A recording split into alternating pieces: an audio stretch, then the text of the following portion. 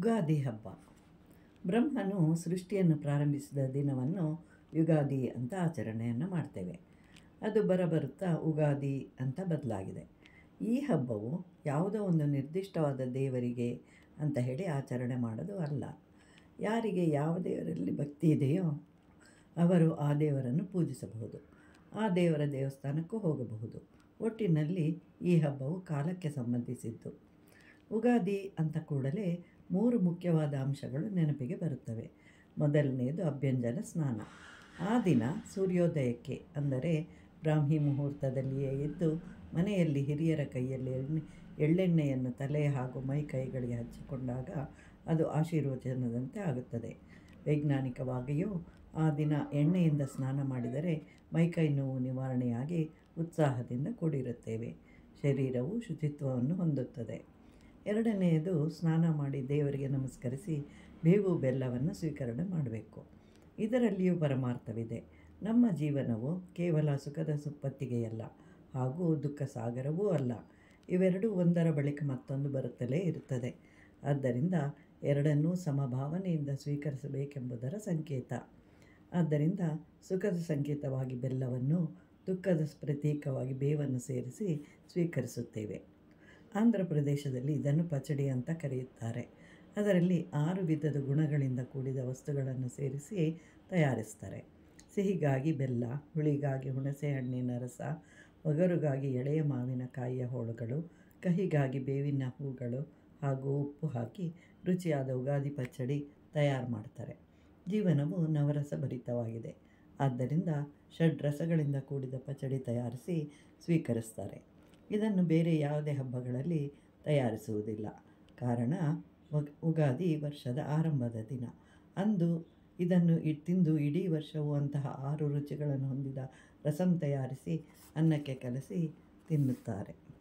ಇದು ಶರೀರಕ್ಕೆ ಔಷಧಿ ಗುಣಗಳಿಂದ ಕೂಡಿ ಒಳ್ಳೆಯ ಆರೋಗ್ಯವನ್ನು ಒದಗಿಸುತ್ತದೆ.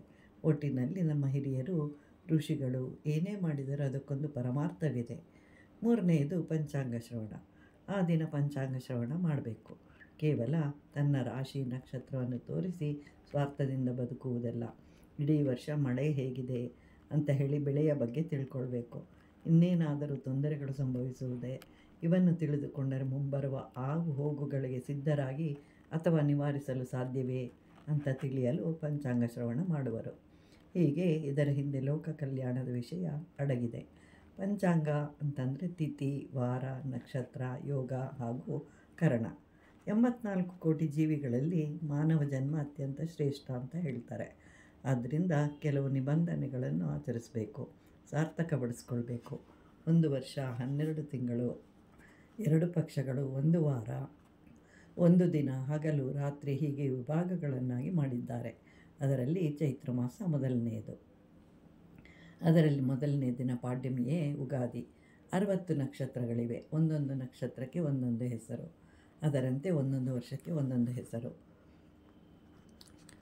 ಆ ಹೆಸರನ್ನು ಕೇಳಿ ಬಹಳಷ್ಟು ಜನರು ಕೆಲವು ಸಲ ಬೇರೆ ರೀತಿಯ ಅರ್ಥ ಬರುವುದಿದ್ದರೆ ಹೆದರ್ತಾರೆ. ಅದರಿಂದ ಇಡೀ ವರ್ಷ ಬಹಳ ಕೆಟ್ಟದ್ದು ಅಂತ ಹೇಳಿ ದುರ್ಯೋಧನ ಅಂತಂದರೆ ಯೋಧನು, ಅವನ ಆಜ್ಞೆಯನ್ನು ಎಂದೂ ಉಲ್ಲಂಘಿಸಲು ಸಾಧ್ಯವಿಲ್ಲ ಅಂತ ಅರ್ಥ. ದುಶ್ಯಾಸನ ಅಂತಂದರೆ ಅವನು ಮಾಡಿದ್ದೇ ಶಾಸನ, ಅದನ್ನು ಯಾರೂ ಉಲ್ಲಂಘಿಸುವುದಂತಿಲ್ಲ ಅಂತ ಅರ್ಥ. ಅಷ್ಟಕ್ಕೂ ಹೆಸರಿನಲ್ಲಿ ಏನಿದೆ? ಇಡೀ ಪ್ರಪಂಚವೆಲ್ಲವೂ ಡಿಸೆಂಬರ್ 12 ರಾತ್ರಿ 12 ಗಂಟೆಗೆ ಹೊಸ ವರ್ಷ ಆರಂಭ ಅಂತ ಆಚರಿಸುತ್ತಿದೆ. ಆದ್ದರಿಂದ ಅದನ್ನು ಭಾರತೀಯರಾದ ನಾವು ಮಾತ್ರ ಆಚರಿಸುವುದಿಲ್ಲ ಅಂತ ಹೇಳೋದಕ್ಕೆ ಸಾಧ್ಯ ಇಲ್ಲ. ಅದನ್ನು ಆಚರಿಸಲಿ, ಆದರೆ ಅದರಲ್ಲಿ ಯಾವ ಸಾರವೂ ಇಲ್ಲ, ಯಾವ ಬದಲಾವಣೆಯೂ ಇಲ್ಲ. ಆದರೆ ನಮ್ಮ ಆಚಾರದ ಪ್ರಕಾರ ಶಿಶಿರ ಋತು ಕಳೆದು ವಸಂತ ಕಾಲ ಬರುತ್ತದೆ. ಕೋಗಿಲೆ ಕೂಗುತ್ತದೆ. ರಾತ್ರಿ ಕಳೆದು ಬೆಳಗ್ಗೆ ಸೂರ್ಯೋದಯದ ನಂತರ ಹಬ್ಬವನ್ನು ಆಚರಿಸುತ್ತೇವೆ. ಪ್ರಕೃತಿಯಲ್ಲಿಯೂ ಒಣಗಿದ ಎಲೆಗಳು ಉದುರಿ ಚಿಗುರುತ್ತವೆ. ಹೀಗೆ ಅನೇಕ ರೀತಿಯಲ್ಲಿ ಬದಲಾವಣೆಗಳನ್ನು ಕಾಣುತ್ತೇವೆ. ಆದ್ದರಿಂದಲೇ ಹೊಸ ಬಟ್ಟೆಗಳನ್ನು ಧರಿಸುತ್ತೇವೆ. ಒಟ್ಟಿನಲ್ಲಿ ನಮ್ಮ ಉಗಾದಿ ತರ್ಕಸಹಿತವಾದದ್ದು.